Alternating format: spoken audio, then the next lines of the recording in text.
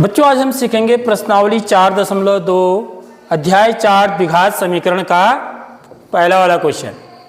क्या कह रहा है देखिए, गुणनखंड विधि से निम्न द्विघात समीकरणों के मूल ज्ञात कीजिए। गुणनखंड विधि से निकालना है, ठीक है। तो सबसे पहला पार्ट है देखिए, x वर्ग ऋण 3x ऋण 10 बराबर 0। तो गुणनखंड विधि से हम कैसे मूल ज्ञात करते हैं। सबसे पहले हम देखते हैं कि x वर्ग का गुणांक क्या है। क्या है? 1 है, कुछ नहीं है। x वर्ग के आगे कुछ नहीं है तो क्या है, इसका मतलब 1 है। और अचर पद, अचर पद किसको बोलते हैं? इस वाले को, ऋण 10 को। इन दोनों को गुणा करते हैं, 1 गुणा ऋण 10। x वर्ग के गुणांक को और अचर पद को गुणा करेंगे, ठीक है। तो कितना आएगा? ऋण 10। अब ऋण 10 के हमको ऐसे दो गुणनखंड निकालने हैं, ठीक है, जिनका योग किसके बराबर हो? ऋण 3 के बराबर हो, ठीक है।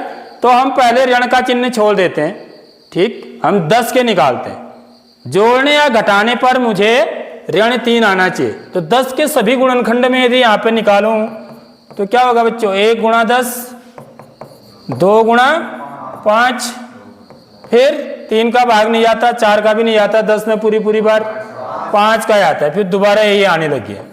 5 गुणा 2 आ गया तो अब 10 गुणा 1 ही आएगा। तो देखो वहां पर कहां पर मिल रहा है मुझे? 3, इसमें मिल रहा है। देखो यदि मैं 5 में से 2 को घटाऊं तो मुझे 3 मिल रहा है। चाहे ये वाला लो चाहे ये वाला लो, ठीक है। तो देखिए हम क्या लिखेंगे, सबसे पहले तो मैं 10 के निकाल रहा हूं। तो 10 के गुणनखंड क्या हुए? 10 के गुणनखंड हुए 5 गुणा 2 गुणा 5। अब देखिए मुझे तो ऋण 10 का निकालना है, समझ में आ रही बात। तो ऋण 10 कब आएगा? जब इनमें से एक ऋण का होगा। क्योंकि ऋण कब होता है? जब हम धन को ऋण से गुणा करते हैं या फिर ऋण को धन से गुणा करते हैं, तब ऋण आता है। यानी कि या तो 2 ऋण का होगा या फिर 5 होगा, ठीक है। अब मैं किस पर लगाऊंगा? वो इस पर डिपेंड करेगा कि मुझे चाहिए क्या। मुझे ऋण 3 चाहिए। तो जब हम जोड़ते या घटाते हैं तो चिन्ह किसका आता है? हमेशा बड़ी संख्या का। इसका मतलब बड़ी संख्या पर ऋण का चिन्ह लगा होना चाहिए, समझ रहे हो। तो इन दोनों में बड़ा कौन है? 5 है। तो इसका मतलब 5 पर ऋण का चिन्ह लगेगा। देख लो, समझ में आ रही नहीं आ रही बात। अब मैं यदि इन दोनों को जोड़ूंगा, ऋण 5 धन, ऋण 5 को पहले लिख दिया मैंने, ठीक है। ऋण 5 धन 2 बराबर कितना आएगा बच्चों? ऋण 3 आएगा। आएगा नहीं आएगा? ठीक है। तो सबसे पहले गुणांक की बात करते हैं। पीछे से मुझे x लगाना है, तो यहाँ ऋण 3x है ना, तो यहाँ x लगाएंगे तो यहाँ भी क्या लगा देंगे पीछे से? x। तो ऋण 5x धन 2x बराबर क्या हो जाएगा? ऋण 3x। तो अब इस द्विघात समीकरण को हम कैसे लिखेंगे देखिए। इसलिए x वर्ग ये हो जाएगा x वर्ग, ऋण 3x को कैसे लिखेंगे? ऋण 5x धन 2x, देखो ऋण 10 बराबर, यानी कि इसमें कितने पद थे? 3 पद थे। हमने कितने पद बनाने हैं? 4 बनाने हैं। देख लो, 1 2 3 4, यहां पर 1 2 3 थे, तो 3 से 4 बनाने हैं। अब 4 का कैसे निकालते हैं हम? जोड़े बना के, 2 के जोड़े बना के। तो हम 2 के जोड़े बनाएंगे, इन दोनों का और इन दोनों का, ठीक है। और इन दोनों में क्या कॉमन है वो देखेंगे। इसमें इन दोनों में कौन सी चीज कॉमन है, ठीक है। एक तो क्या कॉमन हो सकता है? जो इसके गुणांक है उनमें से कॉमन हो सकता है। दूसरा चर में से भी कॉमन हो सकता है, x में से। तो यहां पर गुणांकों में से इसका गुणांक तो 1 है, ठीक है। इसका गुणांक क्या है? ऋण 5। तो कुछ भी कॉमन नहीं है, यानी कि 1 ही कॉमन है ना खाली। और इन दोनों में क्या चीज कॉमन है? x कॉमन है। x वर्ग का मतलब हुआ x गुणा x। तो यहां पर भी x है, यहां भी x है, यानी कि x कॉमन है। अब जो चीज हम बाहर कॉमन लेते हैं उससे अंदर भाग देते हैं, समझ में आ रही बात। तो x का भाग x वर्ग में कितनी बार जाएगा? x बार। ऋण x का भाग ऋण 5x में x से x कैंसिल हो गया, ऋण 5 बार। ऐसे यहां पर देखिए बच्चों क्या कॉमन है? धन 2 कॉमन है, ठीक है। तो दो, अब धन 2 का मतलब 2 ही समझो आप, ठीक है। तो 2 का भाग 2 x में देंगे तो कितनी बार जाएगा, x बार, 2 से 2 कट जाएगा तो x रहेगा। ऋण 2 का भाग 10 में 5 बार, 2 पंचे 10 बराबर 0। तो ऐसा यदि मैंने ये चीज सही की है तो मुझे यहाँ पर एक चीज होती, देखिए ये 2 गुणनखंड मुझे सेम मिल जाते हैं। यदि ये चीज है, ये प्रोसेस आपने सही कर रखी है तो तभी मिलेगा है, समझ रहे हो। देखो यहाँ पर भी x ऋण 5 एक गुणनखंड आ गया, इसमें भी x ऋण 5। अब कितने पद हो गए, 4 में से कितने हो गए, 2। अब इन 2 पदों में क्या चीज कॉमन है, x ऋण 5 कॉमन है। तो x ऋण 5 को बाहर कॉमन ले लेंगे तो अब x ऋण 5 का भाग इस वाले पद में देंगे तो x ऋण 5 से x ऋण 5 कट जाएगा, बचेगा क्या, x बाहर जाएगा भाग। ठीक इसी प्रकार यहाँ पर धन का चिन्ह है तो धन, x ऋण 5 का भाग इस वाले पद में देंगे तो x ऋण 5 से x ऋण 5 कट जाएगा तो बचेगा क्या, बराबर। तो देख लो अब कितना पद हुआ है, एक ही पद कहलाएगा।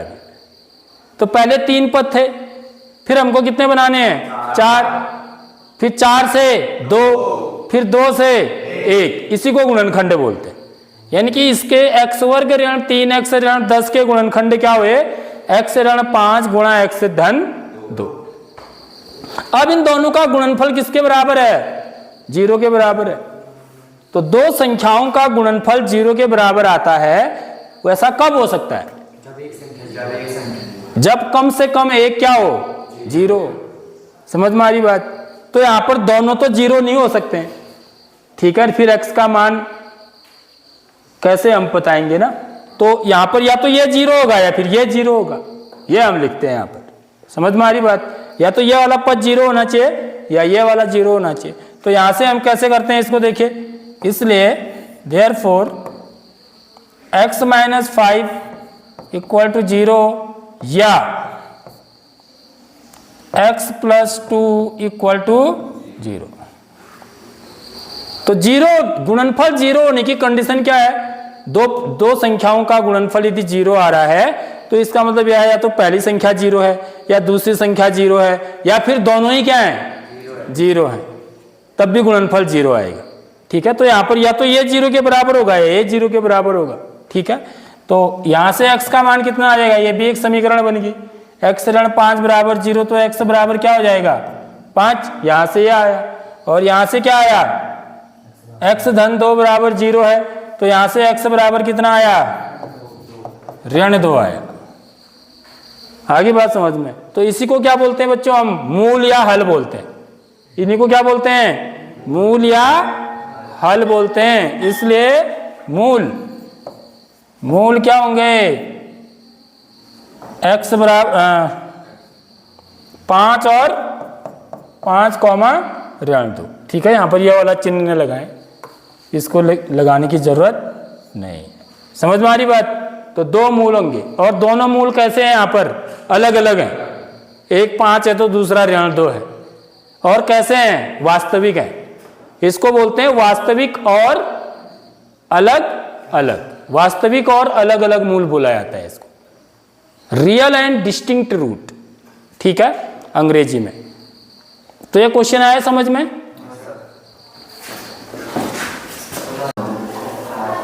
थर्ड पार्ट कैसे करेंगे, देखिए,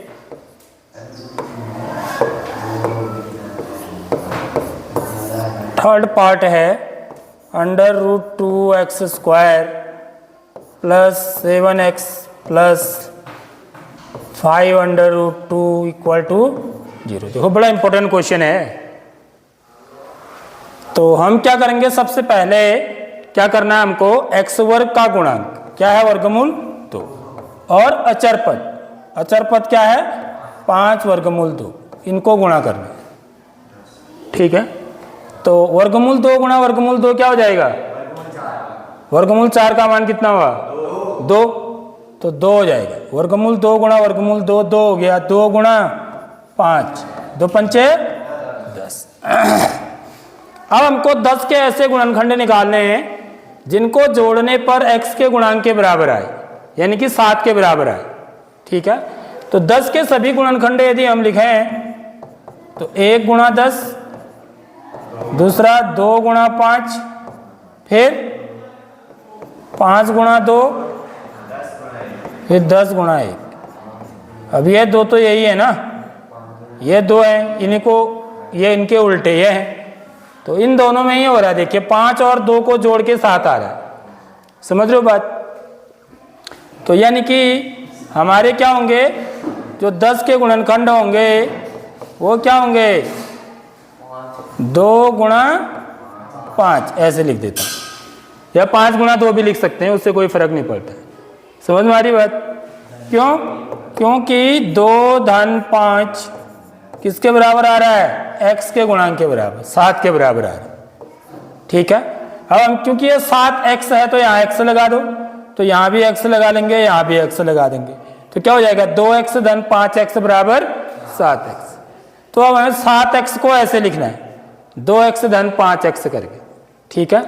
तो इसलिए ये कितना हो जाएगा, वर्गमूल 2x वर्ग धन 2x धन 5x धन 5 वर्गमूल बराबर 0। अब पहले 3 पद थे, 3 के कितने बना दिए, 4। तो 4 पद वाले जो बीजी व्यंजक होता है उसके गुणनखंड हम कैसे निकालते हैं, जोड़े बना के, 2 के जोड़े, 2 का एक जोड़ा माने ही 2 होता है। ठीक है। अब यहां पर यही चीज होती है बच्चों, यहां पर यही चीज समझने की है, सबसे इंपॉर्टेंट बात, यहां से कॉमन लेना। ठीक है। तो सबसे पहले हम इसको अच्छी ढंग से लिख देते हैं। यदि आप यहां पर देखोगे तो आप तो बोलोगे कुछ कॉमन है, x कॉमन है बोलोगे खाली। ठीक है। लेकिन हम 2 को क्या लिख सकते हैं, वर्गमूल 2 गुणा वर्गमूल 2 कितना होता है, वर्गमूल 4, और वर्गमूल 4 का मान कितना होता है, 2 होता है। यानी कि 2 को मैं क्या लिख सकता हूं, वर्गमूल 2x वर्ग धन वर्गमूल 2 गुणा वर्गमूल 2 लिख सकता हूं ना। देख लो ऐसे लिखना आपको। ठीक है। बाकी यहाँ कुछ नहीं है, यहाँ ऐसे लिखना है, धन 5x धन 5 वर्गमूल 2 बराबर 0। अब देखो, अब आपको पता चलेगा इसमें क्या क्या चीज कॉमन है। ठीक है। एक तो क्या चीज कॉमन है, वर्गमूल 2, दूसरा x भी कॉमन है। अब जो हमने कॉमन लिया होता है उसका भाग देते हैं अंदर, तो वर्गमूल 2 से वर्गमूल 2 कट जाएगा, x का भाग x वर्ग में x बार, वर्गमूल 2 से वर्गमूल 2 कटा, x से x कटा, तो क्या बचा, धन वर्गमूल 2। ठीक है। अब देखिए, अब इन दोनों में क्या कॉमन है, हाँ, धन 5, 5 ही नहीं बोलना है, धन 5 बोलना है। यहाँ पर चिन्ह जरूर लगाना है, धन का या ऋण का। यदि नहीं लगाओगे तो सवाल गलत हो जाएगा, इसका मतलब आपने गुणा बना दिया हो। समझ रहे हो नहीं समझ रहे हो, इसके साथ गुणा कर दिया ना, जबकि इसके साथ क्या है, तो धन होगा या ऋण होगा। तो ये चिन्ह कई बच्चे नहीं लगाते हैं यहाँ पर, तो इसलिए इसका ध्यान रखना है। तो अब 5 का भाग देंगे, अंदर 5 से 5 कट गया, कितनी बार गया, x बार। 5 का भाग इसमें देंगे, 5 वर्गमूल 2 में 5 से 5 कट गया 1 बार, बचा क्या, वर्गमूल 2 बराबर 0। तो क्योंकि हमने ये प्रोसेस सही करी है तो इसलिए हमको जो यहाँ पर 2 गुणनखंड मिलेंगे बच्चों, ये सेम मिलेंगे। देख लो, ये x धन वर्गमूल 2, x धन वर्गमूल 2। तो ठीक है। अब ये कितने पद हो गए, 2। तो अंत में हमको एक पद तक पहुंचना होता है, वही गुणनखंड कहलाता है। अब इन दोनों में क्या चीज कॉमन है, इन 2 पदों में x धन वर्गमूल 2 कॉमन है। ठीक है। यहां भी है, यहां भी है, इसलिए अब इसका भाग क्या करेंगे, इस जो मैंने बाहर कॉमन लिया है इसका भाग देंगे अंदर, तो x धन वर्गमूल 2 से x धन वर्गमूल 2 कट जाएगा 1 बार, तो बचेगा क्या, वर्गमूल 2x। यहां क्या बचेगा, धन 5 बराबर 0। अब ये एक पद हो गया। ठीक है। तो अब इसके जब हम गुणनखंड निकालेंगे, सॉरी इसके जब हम मूल निकालेंगे, क्योंकि 2 संख्याओं का गुणनफल 0 के बराबर है, ऐसा कब संभव होता है, जबकि या तो ये 0 या ये 0 हो, या फिर ये दोनों ही 0 हो, तभी उनका गुणा 0 के बराबर आएगा ना। तो इसलिए हम यहां से क्या लिखते हैं, यहां से हम क्या लिखते हैं बच्चों, x धन वर्गमूल 2 बराबर 0, या ऐसे लिखा जाता है। पहला ये है इसका फैक्टर, दूसरा ये है वर्गमूल 2x धन 5 बराबर, ठीक है। तो या तो x धन वर्गमूल 2 0 के बराबर होना चाहिए, या वर्गमूल 2x धन 5 0 के बराबर होना चाहिए, तब इनका गुणनफल किसके बराबर आएगा, 0 के बराबर आएगा। तो यहां से x बराबर कितना आ जाएगा, ऋण वर्गमूल 2, ऋण वर्गमूल, ये भी एक समीकरण है, इसको हल करेंगे तो वर्गमूल 2 को उधर ले जाएंगे दूसरे पक्ष में, तो यह ऋण वर्गमूल 2 हो जाएगा। यहां से क्या आ जाएगा, वर्गमूल 2x बराबर ऋण 5, तो यहां से x बराबर कितना आ जाएगा, ऋण 5 बट्टे वर्गमूल 2। आगे बात समझ में। तो इसके हल क्या है फिर, हल, या जिसको हम क्या बोलते हैं, मूल कहते हैं, वो क्या है, एक तो पहला है ऋण वर्गमूल 2 और दूसरा ऋण 5 बट्टे वर्गमूल 2। इसका हर का परमीकरण करके भी लिख सकते हो आप, ठीक है। समझ आ गई बात। अब देखिए चौथा वाला भाग कैसे करेंगे, 2x वर्ग ऋण x धन 1 बट्टे 8 बराबर 0। यहां पर और तो सब ठीक है, लेकिन यहां पर जो 8 जो है ना नीचे हर में है, इस वजह से थोड़ा सा आपको लग सकता है कि यार ये जरा अलग टाइप का ऐसा है, लेकिन ऐसा है नहीं मामला। तो ऐसे प्रश्न में हम क्या करेंगे, देखिए जब भी हर में कुछ होता है ना, एक तो ये तरीका है कि इसका एलसीएम ले लो, ठीक है।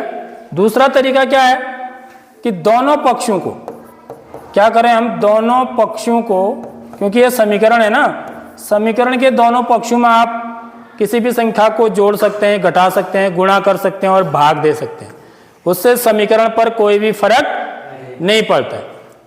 तो हम क्या करेंगे, दोनों पक्षों को 8 से, जो नीचे हर में है ना 8, इसी से गुणा कर देते हैं, क्योंकि ये भाग हो रहा है तो गुणा करेंगे तो कट जाएगा, ठीक है, से गुणा करने पर। तो ये समीकरण की प्रॉपर्टी है कि हम समीकरण के दोनों पक्षों में कोई भी संख्या जोड़ सकते हैं, घटा सकते हैं, गुणा कर सकते हैं और भाग दे सकते हैं पूरे समीकरण में, उससे कोई भी फर्क नहीं पड़ता समीकरण पर, तब भी बराबर ही रहेंगे वो दोनों साइड, लेफ्ट हैंड साइड और राइट हैंड साइड बराबर ही रहेंगे, अंक बदल जाएंगे जरूर, ठीक है। तो अब 8 से गुणा करने का मतलब क्या हुआ, 8 गुणा 2x वर्ग ऋण x धन 1 बट्टे 8, ये मतलब हुआ, लेफ्ट हैंड साइड में कर दिया मैंने। ऐसी राइट हैंड साइड में 8 गुणा 0, यहां कोई फर्क नहीं पड़ने वाला है क्योंकि 0 ही रहने वाला है, 8 से 0 को गुणा करोगे तो। लेकिन यहां क्या फर्क पड़ेगा आप देखिए जरा सा, ये क्या हो जाएगा, 8 दूनी 16x वर्ग ऋण 8x, 8 को ऋण x से गुणा करेंगे तो ऋण 8x धन, देखो 8 गुणा 1 बट्टे 8, 8 गुणा 1 बट्टे 8, समझ में आ रही बात। तो क्या हो जाएगा है, अंश को अंश से गुणा करेंगे, 8 कम 8 बट्टे 8, 8 बट्टे 8 कितना हुआ 1, समझ में आ गई नहीं आई बात। तो ये कट गया, यहाँ पर 1 हो गया बराबर 0। तो समीकरण ऐसे बदल गया। अब इसके बाद तो आसान है ना, अब आपको क्या करना है, 16 को 1 से गुणा करना है, 16 गुणा 1, 16 कम 16। अब 16 के मुझे ऐसे 2 गुणनखंड याद करने हैं जिनको जोड़ने पर या घटाने पर कितना आता हो, सॉरी ऋण 8 आता हो। तो सबसे पहले मैं जोड़ने पर कहते हैं तो 16 के सारे गुणनखंड निकाल लेते हैं, 1 गुणा 16, 2 गुणा 8, 2 8 16, 4 गुणा 4, 4 चको 16, फिर 8 दूनी 16 ही होगा, 8 गुणा 2 ही आएगा। अब चेंज होने लग गया ना, वही चीज बदल के आने लगी है। उसके बाद 16 गुणा 1, तो यहां पर देखिए 8 कहां पर आ रहा है बच्चों, 4 गुणा 4 वाले में आ रहा है, देखो इनको जोड़ेंगे तो 8 आ रहा है, और जगह कहीं 8 नहीं मिलेगा आपको जोड़ने या घटाने पर, ठीक है। तो क्या होगा, 4 गुणा 4, 4 चको 16, लेकिन इनको जोड़ने पर कितना आना चाहिए, ऋण 8 आना चाहिए। तो इसलिए ये इसको भी ऋण का चिन्ह लगा देंगे, इस पर भी ऋण का चिन्ह लगा देंगे। तो ऋण गुणा ऋण क्या होता है, धन, ठीक है, 4 चको 16, समझ में आ रही बात। तो हम क्या लिखेंगे, ऋण 4 बराबर ऋण 8, समझ में आ गई बात। क्योंकि इसके पीछे से x लगा हुआ है तो यहां भी x लगा देंगे, ठीक है। उसके बाद क्या लिखेंगे, 16x वर्ग ऋण 8x को क्या लिखेंगे, ऋण 4x धन 1 बराबर 0। अब इस समीकरण इसको हल करना है, ठीक है। इसके 2-2 करके पेयर बना के करेंगे।